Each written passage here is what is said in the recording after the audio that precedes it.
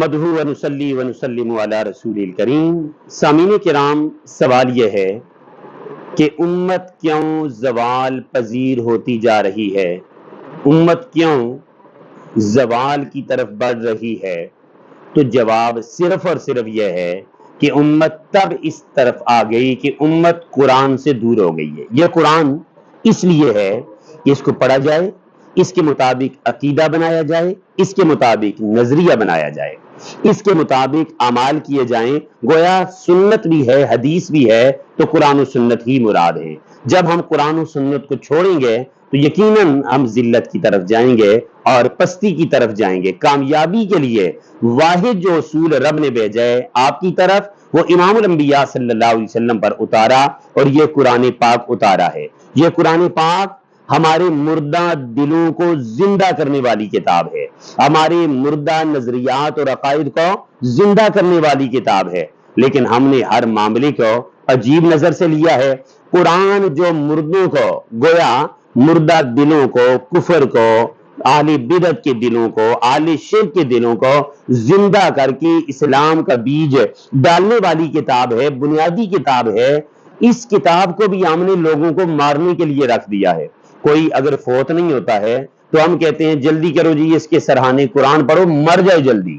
قرآن زندہ کرنے والی کتاب، ہم نے اس کو مارنے کے لیے بنایا کہ قرآن پڑھو جلدی اس کی روح نکل جائے۔ روح نکالنے کے لیے، حالانکہ قرآن روح ڈالنے کے لیے ہے، اسلام کی روح قرآن اندر ڈالتی ہے، اور ہماری لوگ چلے جی قرآن پڑھ کر اس کی روح کو نکالیں۔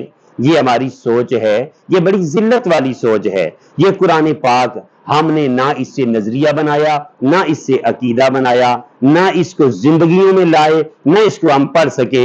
بس ہم نے یہی کیا کہ یہ قرآن پاک کوئی مر رہا ہے، مرتا نہیں ہے، روح نہیں نکلتی، جلدی نکالنے کے لیے اس کے سراہنے کی طرف پڑھیں تاکہ اس کی روح نکل جائے۔ اور اس قرآن کو پھر اگلی توہین، مردہ مر گیا، اس کے اوپر چادر ایسی ڈالی، لکھی ہوئی قرآن لکھا ہوا، اس کے نفس پر بھی پڑا ہوا، پاؤں پر بھی پڑا ہوا۔ اللہ معاف فرمائے، اگر ڈنمارک میں دیگر کسی ملک میں کوئی عورت، کوئی مرد لباس پہن لے جس پر قرآن لکھا ہوا ہے، ہم سارے سڑکوں پہ آ جاتے ہیں، کہتے ہیں قرآن کی توہین ہو گئی۔ اور بھائی کیا توہین ہوئی ہے؟ اس نے لباس ایسا پہنا جس پر قرآن لکھا ہے۔ جب ان کے زندوں کے پہننے سے توہین ہوتی ہے تو ہمارے مردوں کے اوپر جب آیت الکرسی، چاروں کل قرآن لکھا ہوا چادریں لپیٹ دی جاتی ہے، کیا مردے کو وہ لباس پہنائیں، اس کی شرمگاہوں پر بھی، اس کے پاؤں پر بھی قرآن پہنائیں، تو یہ توہین نہیں ہوگی؟